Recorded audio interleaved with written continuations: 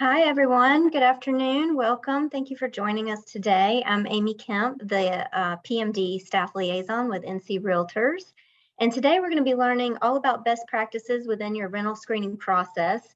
Before we get started, I did want to cover a few housekeeping items. If you all have questions, please use the question and answer field and drop those in as you think of those. Our speakers will try to answer those as quickly as they can get to those. This session is being recorded, and we will send you a copy of the recording at the conclusion of the session today. And I want to go ahead and welcome Kathy Robertson. She is the chair of the NC Realtors Property Management Division. She's going to kick off today's session for us. Kathy, thank you for joining us today. I'm going to go ahead and pass everything over to you. Thank you, Amy. As chair of the NC Realtors Property Management Division, I'm honored to be here today. With around 200 of you joining us today, we know just how important it is for you to have all the tools and resources to accurately and consistently screen all potential tenants within your property management business. Today, we are joined by one of our NC Realtor partners who is going to walk us through best practices for us to use during the process, including how to ensure that you as a property manager are adhering to fair housing laws within your business as it's related to the tenant screening process. I'd like to now welcome Leah Wetzel, Consumer Success Manager with Rent Spree. Leah, thank you for joining us today. I'm going to let you take it from here. Thank you so much for having me. I'm so excited to be here. I am Leah Wetzel, Client Success Manager at Rent Spree, and we are a free tenant screening tool. And we are a member partner with the North Carolina Realtors. And our goal is to help you screen tenants in the easiest and most streamlined way possible. So I'm going to go ahead and start this PowerPoint presentation and get right into it. So this is Tenant Screening 101. Just to let you know, I do have Daniel here on my team that will be helping out with the Q&A. So he'll be trying to answer as many questions as you guys have during this, and it will be recorded. So you will get a copy of the recording after the session. So if you miss anything or you have to leave a little bit early, don't worry about it. Just a little bit more about me and about Rent Spree. We currently work with over 160 partners that include many state associations and MLSs across the country. We did just hit the 600,000 user mark, which we are so excited about. And we're also the top tenant screening tool with thousands of reviews online. And so we've partnered with the North Carolina Realtors to bring you this free tool and to bring you information sessions like this. I know you're probably not working with a ton of rentals, but we just want to inform you of the best way to screen tenants and give you this tool to have in your back pocket for those times that you are working with rentals, so that you streamline it in the most effective way possible to free up time to do other things like selling. So I'll go ahead and get into the agenda here. First off, though, this disclaimer is that the information in this presentation is designed to provide helpful info, but it shouldn't be used as a substitute for advice from an experienced landlord or tenant attorney. So also there is the legal hotline with the NC Realtors that they will provide you information about in the chat, and we can also provide information in the follow-up email where you'll get the recording and answers to your questions. So definitely consult with a licensed landlord or tenant attorney for legal questions. Okay, so we'll be going over some key tenant screening points today, some major tenant screening steps.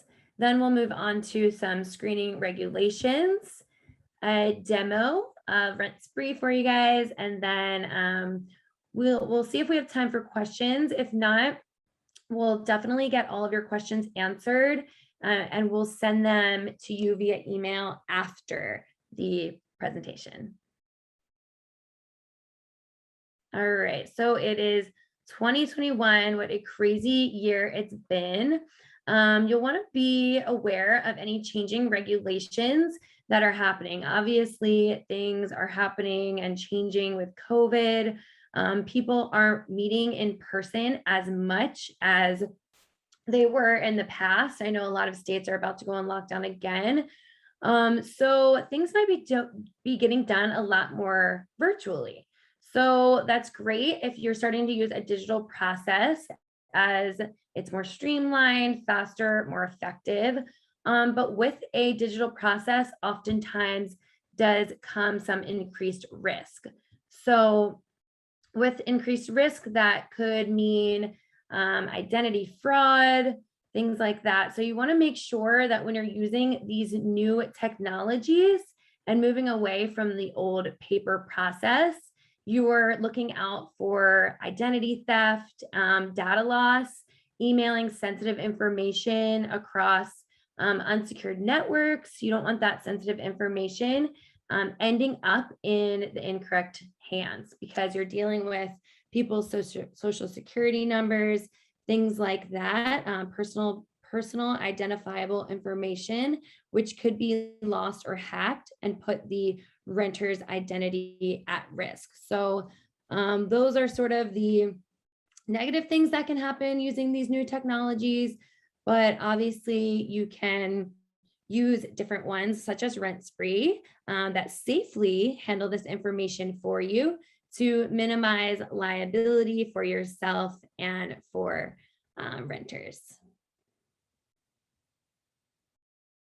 All right, so some current screening issues that we currently have are breaches when handling sensitive information. So if a client is submitting information via an unsecured email, like I mentioned before, there is that risk of it being lost or stolen. So you should make sure you're taking the steps, which we'll go into later, to verify that the information is being handled in the proper way and that the applicant is who they say they are.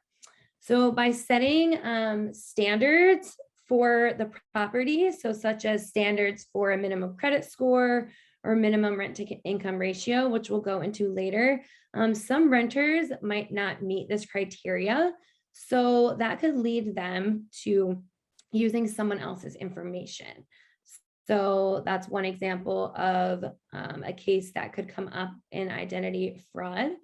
So if any applicants hesitate or refuse to hand over this information when you're asking for it, it's definitely important to take note of that and make sure you're being extra careful. So using technologies that are going to be identifying and verifying user information, user personal identity information is key. And then lastly, one of the main current screening issues is the risk of discriminatory practices. So you always want to make sure that you're making objective decisions based on the set criteria for your property that you set from the get-go, so you can avoid any risks of discriminatory practices. We will be going into this more in depth later, but it's very important to understand the federally protected classes to ensure a correct rental decision is made based on objective and not subjective criteria. So just to give you an example off the bat, an example of a discriminatory practice could be, which is something that you might not even realize at first, but say you charge a married couple, two people, $50 for a screening fee, and then you charge an individual single renter $30. So effectively that would be a $10 discount for that married couple. And you might not even realize that, that could put you at risk of being accused of discriminatory practices, but even something as simple as that could lead to issues later on. All right. So some key tenant screening points for people just getting started in screening, or if you're a seasoned vet with screening, it's good to get a reminder of these key tenant screening categories. So availability and accuracy. When vetting applicants, you must ask them what documents will be available to verify their background. One of the first components for those documents is a rental application, which the applicant will fill out on their own and get back to you. So you're going to want to make sure that everything's legible, everything's filled out correctly. And then you're going to want to verify how accurate is that information. So we'll go into ways later that you can actually verify that the information that they provided is correct. The next thing is a screening report. So the applicant would need to provide consent to have their credit report pulled, and that can include also a background check, criminal history report, and eviction report. So landlords and agents could come into issues with rental applications or these background information for the background checks and reports if these sections, are illegible or missing information, like I mentioned before. So going back into verifying the information being correct, if you're right off the bat using false information that you didn't realize was falsified, it could end up being a very poor choice when you choose that renter. So you want to make sure the source of the information is legitimate, as it could be falsified. Some of the ways that you can do this is through verifying references, which we'll go into more detail later. That's going to be like the landlord, employer contact info, and also current and previous roommates. Another thing that you're going to want to evaluate when choosing a tenant screening tool is the cost. So this could be direct and indirect costs. There's two types of costs here. So if you're relying on a paper-based kind of old school process, you're going to factor in items such as printers, ink cartridges, office supplies, like paper, things like that.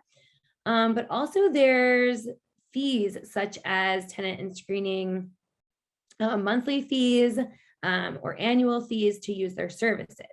What's even more important when factoring in costs for a tenant screening tool are the indirect costs. If you're using these old school ways and having the applicant fill out a paper application, photocopying it, meeting with that person, collecting it, that's gonna be a lot of time spent, and it's really gonna start to add up for you, maybe the investor or the landlord you're working with, which could delay the overall rental process and also take up more of your valuable time that you could be using for other things, such as selling. So like I said, I know that tenant screening and rentals isn't going to be, where the bulk of your income or your business is coming from.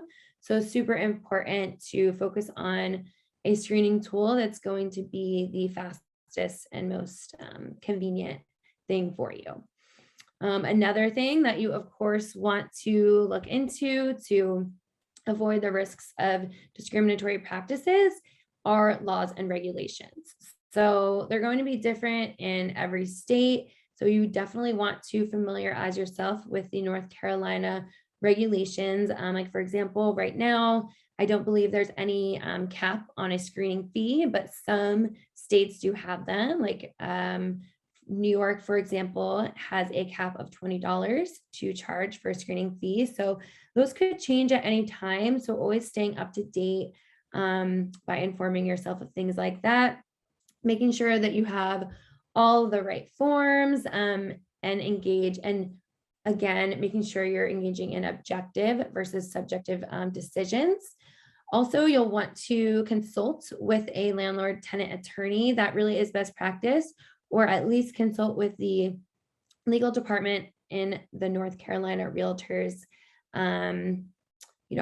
The legal department of NC Realtors, they can definitely help you out to educate yourself.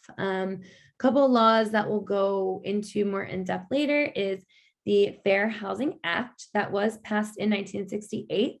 And it sets the standard for equal opportunity housing in the US. So that ensures that federally protected classes have access to safe and secure homes for both sale and rent. So an example of a Fair Housing Act violation could be refusing to rent to certain groups, making certain units unavailable, or setting different screening requirements for those certain groups.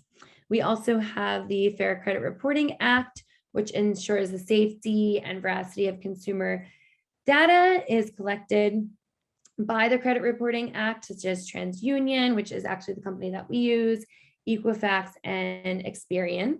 So users of these reports have three main responsibilities under the FCRA. Number one, they can only obtain these reports for a permissible purpose, like making a rental decision. Two, if an adverse action is taken as a result of a screening report, the applicant must be notified. And three, you must notify the consumer of the company that provided the report. So you should only receive a copy of the screening report and have a right to, or consumers should receive a copy of their screening report, and they have a right to contest the information directly with the CRA. And then lastly, one thing that you should definitely take note of when considering a tenant screening tool is the convenience. So that's going to tie back into that cost. How easy is it to set up? Take note that sometimes there is a setup process. So if you're going to be running credit completely on your own, sometimes you need to go through an on-site inspection. Sometimes you need to get underwritten.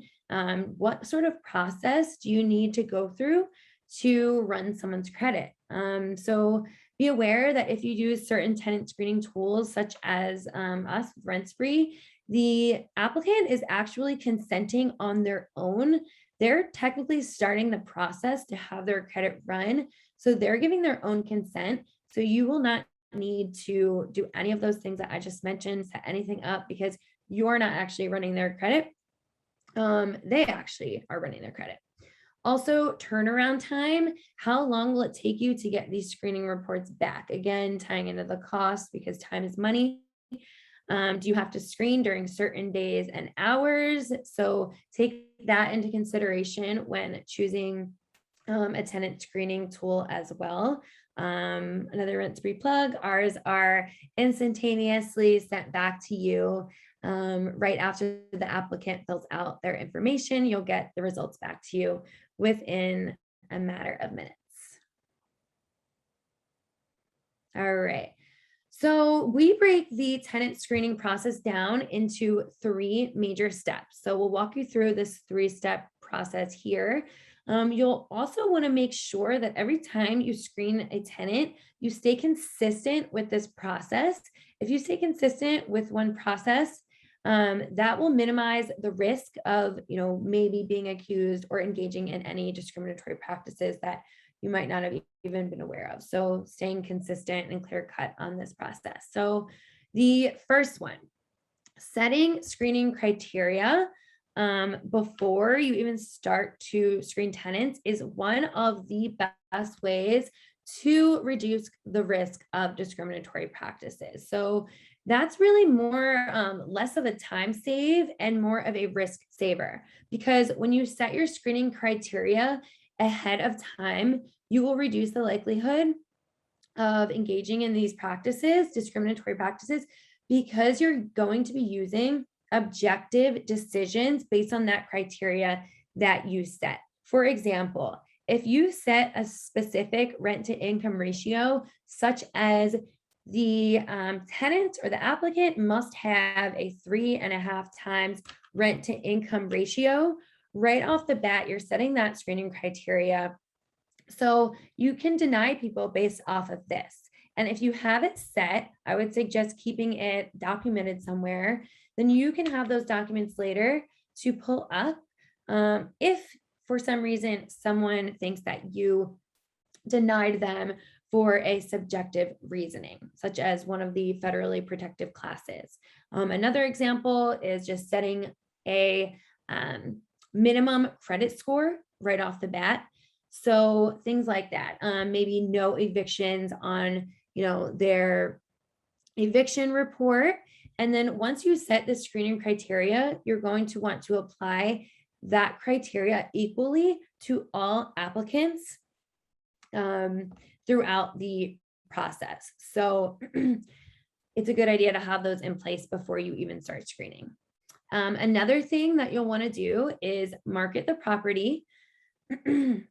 So you'll want to bring these images and videos to, online tools, maybe like an MLS, Facebook, lots of different tools that you can market the property. And you're also going to want to market the property in the most professional way possible. So if you have nice images and maybe some videos, especially now, if, we're going to go back on some sort of COVID restrictions, you're going to want to show these properties in the best and most professional way possible, especially if people can't, go and visit these properties in person.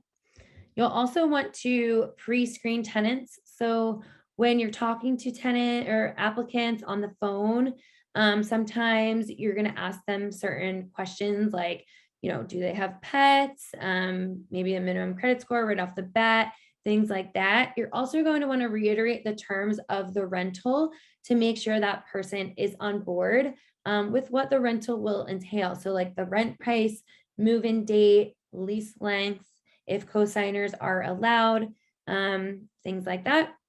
And then share that screening criteria that you already set in the beginning. So to save yourself time and the applicant's time and to manage all of the expectations there.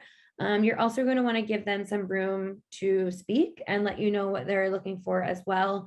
You won't want to dominate the conversation, because if you, don't give them a chance to ask questions or share what they're looking for, you can end up wasting both of your, time down the road.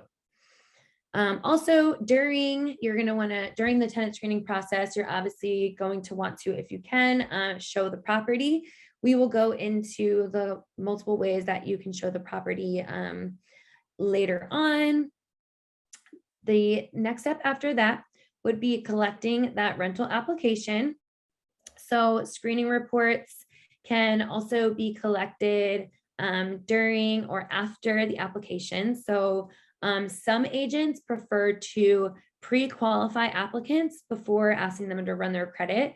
Using tools that provide a free application like Rent Spree is great, so that you don't have to ask the applicant to pay upfront. You don't want to necessarily ask every single person interested in your property to get their credit ran, because they have to pay for that.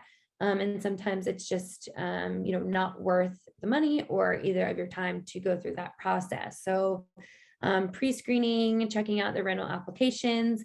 And then after that, once you're ready to actually move forward with some more serious applicants, then you would want to run the screening reports. So you're going to have this information ran. You can have their criminal background check or eviction report ran as well. I suggest that you also consult with your legal department about criminal background checks before you do so. And you never want to make a decision based solely on a criminal background check as well, which we'll go into later. So you're going to want to cross-check that all of the information provided is correct when verifying the applicant information. So we'll definitely go into more of that in a little bit. After you verify that the information is correct, you're going to issue your decision. So you'll let them know whether they've been approved, denied, or accepted on condition. And then after that, you of course are going to want to send them the lease, all parties involved. So if you're representing a landlord, they'll have to sign it, as well as the applicant that will be moving into the property.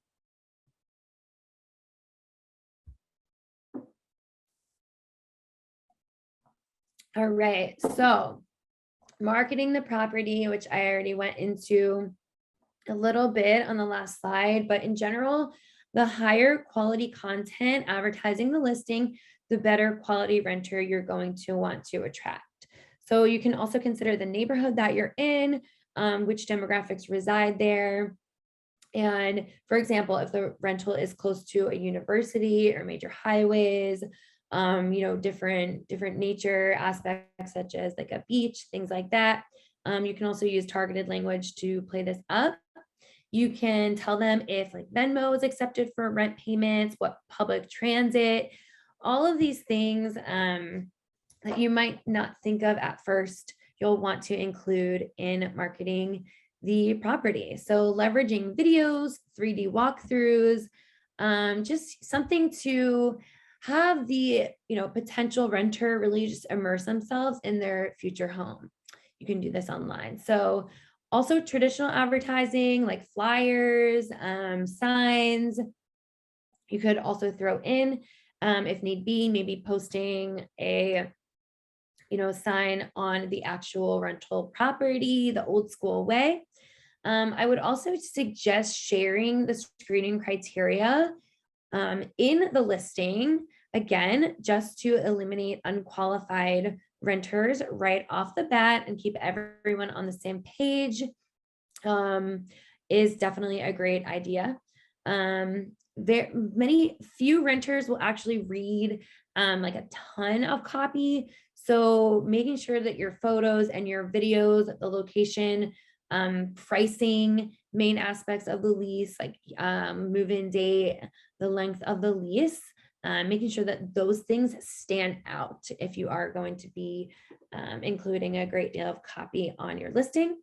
Some common mistakes that agents make when listing a rental is having poor quality photos. So like even like low light, it could be an amazing property, but we kind of know that lighting is everything. So you'll want to make sure that you are either touching up the photos afterwards or shooting them during sunlight hours. Also including targeted language, ensure that you're not discriminating based on maybe like sex or couples, things like that. Definitely be very aware of all the federally protected classes when you are listing out the property. I would just suggest steering clear of really listing out any specific type of person or age or thing, things like that.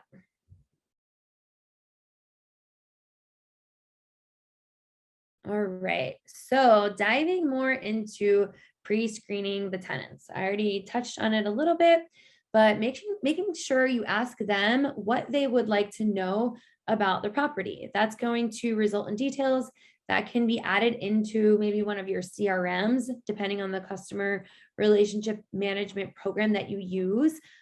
Keep in mind that understanding these responses could also assist you later in the rental journey as they prepare to eventually purchase a home. So you could take all this information down, and even if the person doesn't end up moving into that rental property, if you stay in touch with them and know what's important to them, you could reach out to them later as a potential lead for maybe another rental property, but also maybe a sale. So staying organized and taking note of things like that. Again, reiterating the terms of the rental to help manage expectations.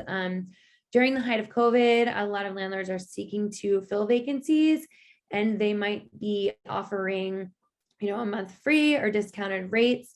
So ensure that you and the renter understand these and other major terms, and also ramifications, like what happens if they end the lease early, when a security deposit will be returned, and other things like that. So when speaking to them, give them room to talk, make them feel comfortable. Also though, don't go too much into anything personal.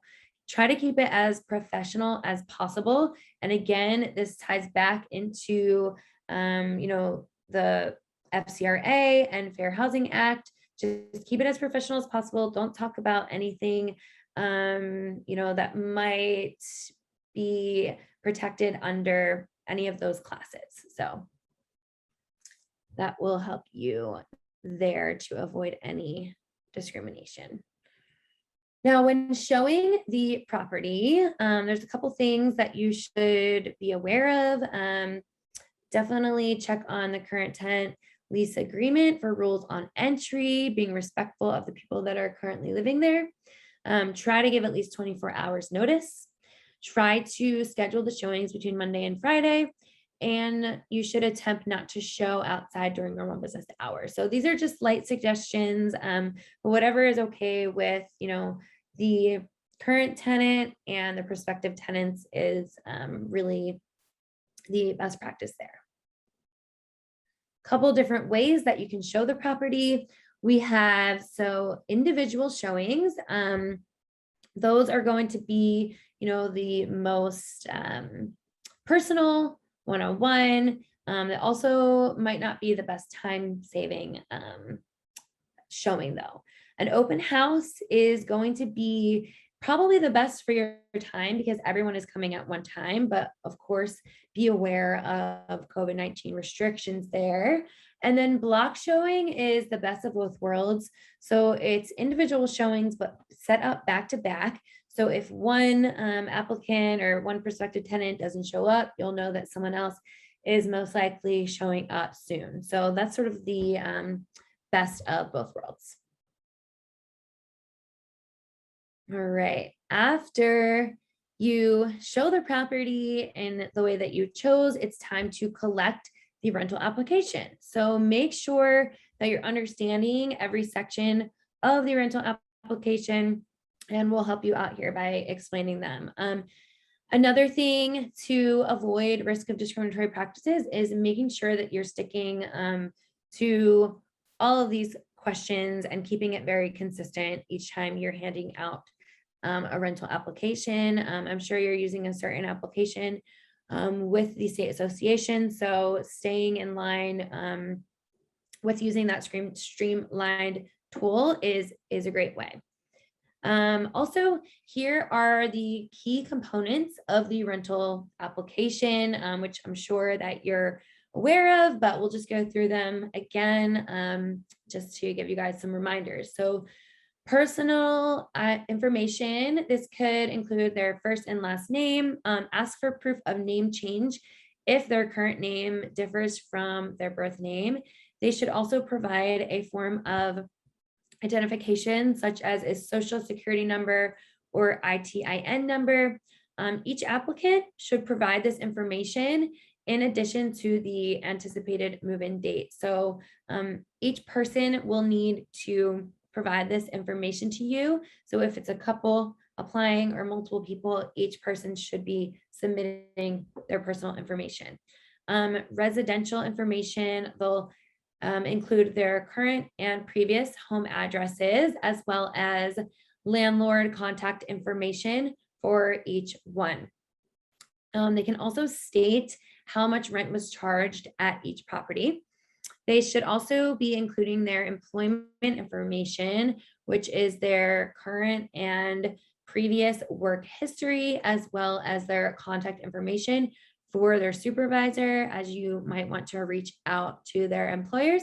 If they are self-employed, they should provide you with additional documents such as tax returns and bank statements. So you want to make sure that you are collecting that information in the safest way as well, because that is sensitive information. So when collecting that those supplemental documents, making sure that you have a safe way to do this. References, as mentioned just now, employment references, residential references, and also you could ask for a personal reference. So it could be a family member or a friend. Those usually aren't the most critical references to collect, but nonetheless, they are something additional that you can have to verify that applicant information is correct. Also, you're going to want to find out if they have any pets. Steer clear of drilling into them. If they say it's a emotional support or a medical support animal, you can ask for documents, but that is a protected class. So definitely be careful when they are stating that they have an emotional or other support type of animal. And then also you're going to want to ask if they are a smoker or have any bankruptcies, how many vehicles they have, those miscellaneous items. See, we're good on time. Okay. All right, now it is time to pull the screening report once you've collected everything on their rental application. So usually collected in tandem is the credit report, the background check, and an eviction history report. So the credit report will provide an in-depth look at an applicant's finances.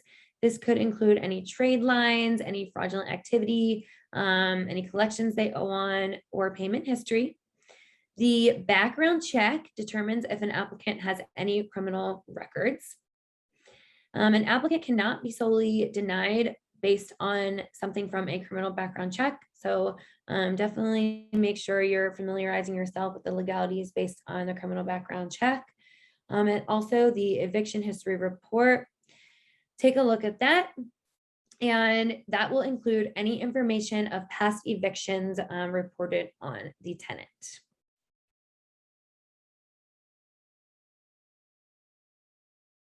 All right, so we've touched on verifying applicant information before, but we'll just touch on it again right now. So to verify an applicant's identity, you're going to want to ask for things like a driver's license, a passport, or a social security number.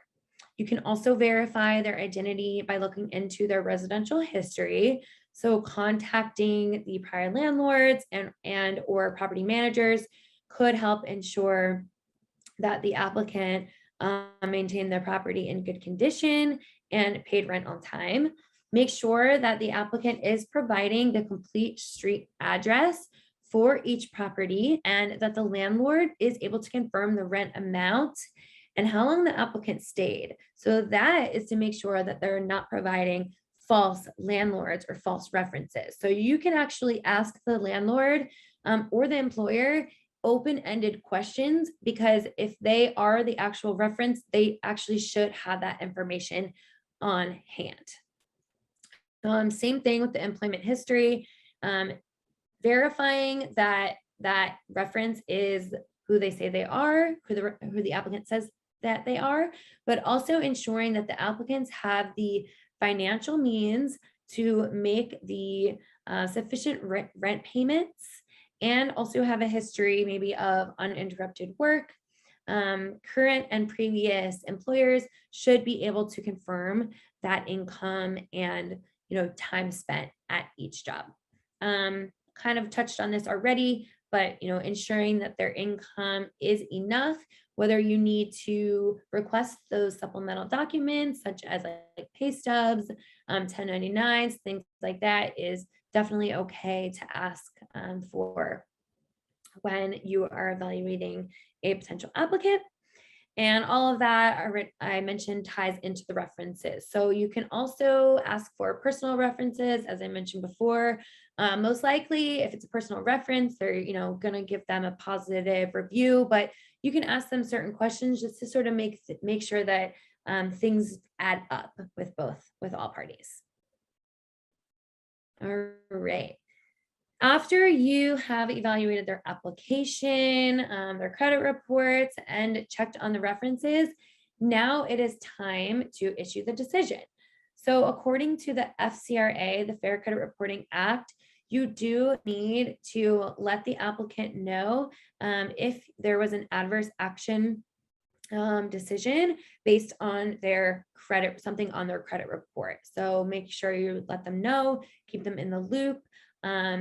If you're accepting them on a certain condition, let them know very clearly what those conditions are and what they need to do in order to move forward.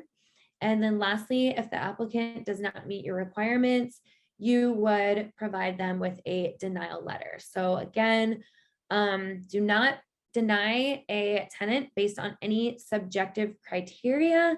And under the FCRA, make sure that if your decision is based off of their screening reports, to let them know.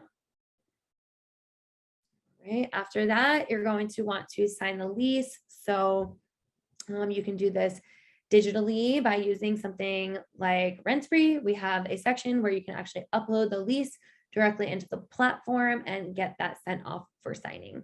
We won't go too much into leases right now, but just know that that is essentially the last step in the tenant screening process. All right, so just a little bit more on screening regulations. Take a sip of water. I'll read you guys a little bit of information here. But according to a new report put out in 2020, that's not too new, but last year, by the Fair Housing Project of Legal Aid of North Carolina, there was a report called the State of Fair Housing in North Carolina, and it examined the state fair housing complaint data obtained by the U.S. Department of Housing and Urban Development over a 20-year period. So from 2000 to 2019.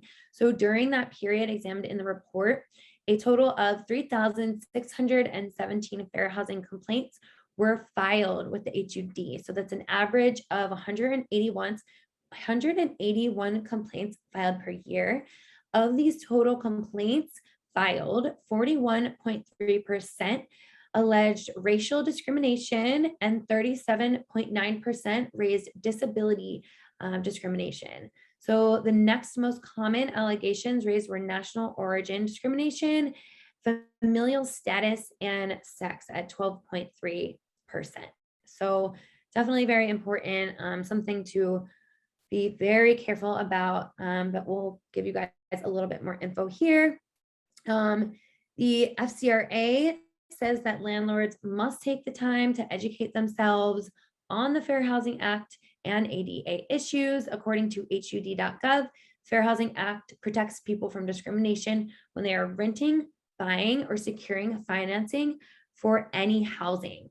The prohibitions specifically cover discrimination based on race, color, national origin, religion, sex, disability, and presence of children.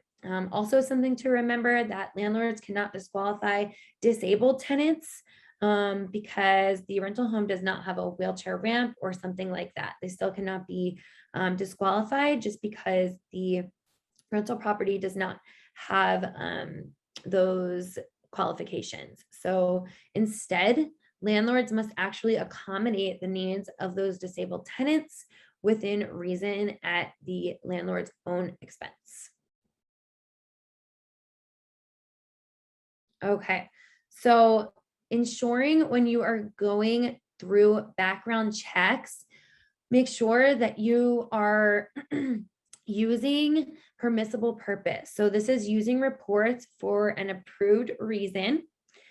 Also, that you're getting authorization from the applicant. So using a tool like Rent-Spree, the applicant is actually providing authorization right when they start the process online. When it comes to denials, avoid any automatic denial for a criminal record. I mentioned that earlier, familiarizing yourself with that. Also, best practice is to seek counsel before using these reports to make any business or any decisions. And then at the end of the tenant screening process, make sure you're disposing of all these reports properly when the tenant screening process is completed. Now, I did mention some of these protected classes just a minute ago, but we'll go over these briefly again. So there's race, color, sex, religion, familial status, physical disability, mental disability, and national origin. I know that no one here would outright want to discriminate or violate any of these fair housing rules, but sometimes, like the example that I gave earlier, where you gave a discount to a married couple, sometimes these things can happen where you don't even realize it. So it's being extra careful, being extremely careful with what you say, keeping it very professional, and making sure just to not discuss any of these things or make any comments or any decisions whatsoever based on any of these federally protected classes that could inadvertently violate those laws.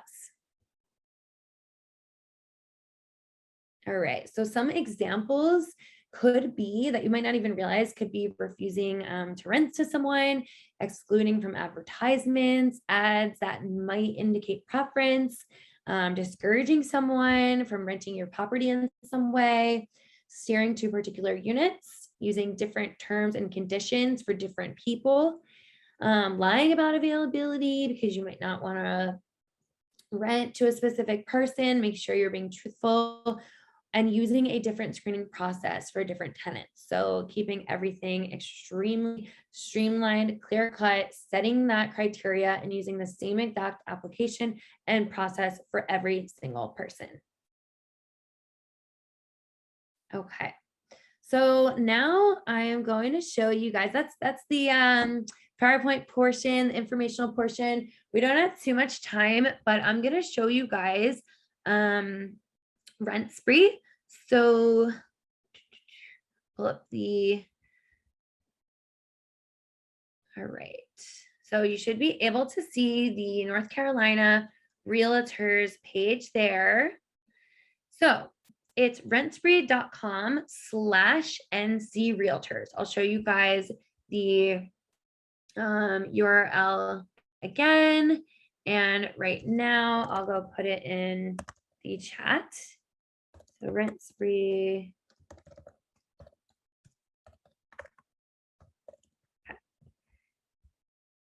All right, you can go to it right now if you wish as well. We're actually going to be doing a raffle. So whoever signs up in the next 24 hours, we are actually going to choose one person to win a $50 Amazon gift card. So whoever signed up within the next day, we will choose a winner and you will be winning a $50 Amazon gift card if you are chosen. So it's super easy to sign up. I'll show you here. You just click on Get Started or Start Screening.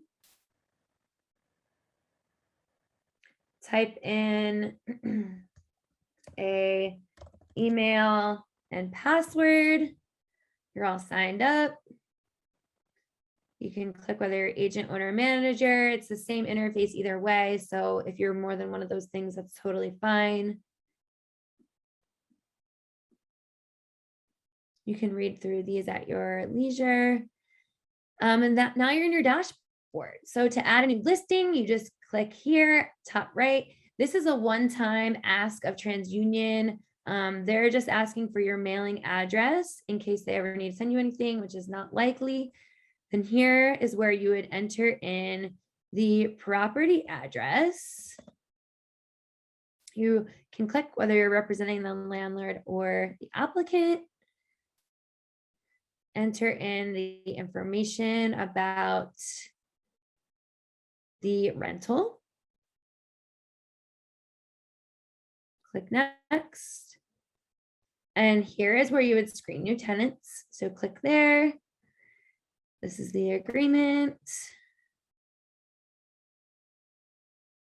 So here is where you would choose who's going to pay. It's a $30 fee. Most of the time you're going to have the applicant pay. The rental application is free, so that is highly beneficial if you would like to pre-screen tenants. You can pre-screen a bunch of them when you're ready to move forward with certain applicants. You can have them then pay for the credit report. So you would just sign back in, click on that address, and then initiate the credit report screening, which I'll show you. For now, we're going to click everything. You can opt in or out of the eviction report or the background check. But to get those, you do need to click credit report and score, which is the $30. You can click next. This is just some information about the criminal background check. And here are the different ways that you can invite an applicant to apply for your property. You can click here, invite them via email or text message. Once you send the request, they're going to receive an email letting them know, or a text message, letting them know that you've invited them to apply. So you invite them, but they actually start the process. So that ties back into what I mentioned before about having the applicant authorize their credit reports to be ran, because they're going to be doing it on their own. It also ties back into the convenience of not having to run credit reports on your own and be, underwritten or inspected by a credit bureau, because they are actually pulling the reports themselves as the applicants. You can also share this lease link. So it's a unique link made just for you and your property. So you can share that wherever you like. Whoever clicks on that can start applying to your property. And then last but not least, we have this credit or print screening handout. You can print this out. There's a QR code on there. You can tape it to a rental property. You can keep on you, maybe in your car to pass out. You can bring these to an open house, but it's a piece of paper and it's very convenient because the person that comes in contact with this paper can screen their smartphone and start the process right then and there. So once you have invited the applicants to apply, you can actually, this is the wrong, let me show you guys real quick. You can actually get an email. You will be notified that the report is ready to be reviewed. It will then take you to your dashboard and it will look like this. So you'll click on that address and then you'll click View Reports. Linda's is ready to go. And the entire application and reports are here for you. So you can skip ahead to different sections. You can see the accept and deny feature here. So according to the FCRA, you'll want to keep all applicants in the know about whether they've been accepted or denied. And RentSpree makes it really easy for you to do this because we have these pre-written out. So you can just send these off to them. You can write notes if you need to. You can also share the reports. So if you're working with a client, you would share the report of the applicant right here with them. So just send that off. And then we also have an e-signatures feature. So you can come to the left-hand side of your platform and you can upload your lease directly into the platform by clicking New Transaction and uploading your lease right here where it says manually upload. So that is the bulk of it. One more thing I do want to show you or tell you about is RentSpree Pro. And RentSpree Pro is free for the first month. And I'm actually going to give you guys a code at the end in just a minute. So you can actually sign up and use RentSpree Pro for 1 year free. So great benefit of joining this webinar, but RentSpree Pro allows you to request supplemental documents from the applicant directly through the RentSpree platform. So that's bank statements, any passport, copies, instead of emailing these things back and forth or saving them to your computer. You can use RentSpree Pro to request these documents. Reference checks is also something that RentSpree Pro offers.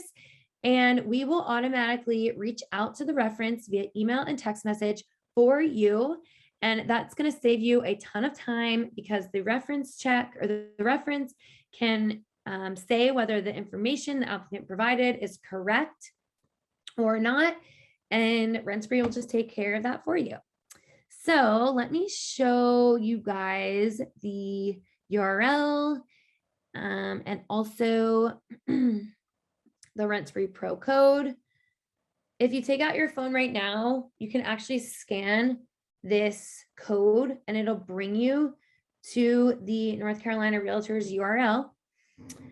And from there, you can sign up. So it's rentspree.com/NC Realtors. I'll leave that up just for 1 more minute. But go ahead and sign up to get that RentSpree Pro for free. I'll show you the code in just a second, but also you'll be entered in to win the $50 Amazon gift card. And here is the code. So write this down or take a picture of it. It's Pro NC Realtors 2021. Click on RentSpree Pro once you sign up and enter this code in the box, and you'll be good to go. So I'll just leave that up for you guys for another minute. And just FYI, any other questions that weren't answered by Daniel, we will get answered for you, and we'll send those out after this webinar, as well as a recording of the webinar. And we'll send out the Rent Spree Pro code as well. But make sure you sign up within the next day, and you'll be entered to win in the raffle.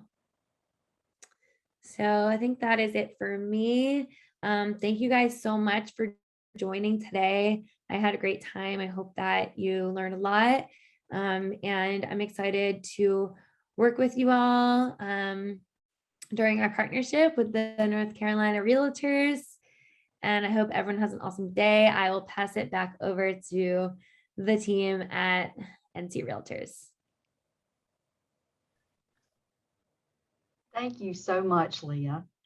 I do believe Daniel was able to answer the majority or all of the questions in the chat, and there'll be opportunity later to get more questions answered. So thank you so much for being with us. And now I'm going to turn it over to Amy Kemp. Amy, take it away. Thank you, Kathy. Thank you, Leah and Daniel, so much for your time today and for this great information. I hope that everyone learned something today and was able to see the tools and resources demonstrated, and you'll be able to navigate your screening process a little bit better and also ensure that you're in compliance with our fair housing laws. So thank you. We appreciate your time. We look forward to seeing you in Wilmington at our convention in October, and hope everyone has a great afternoon. Thanks so much. Take care.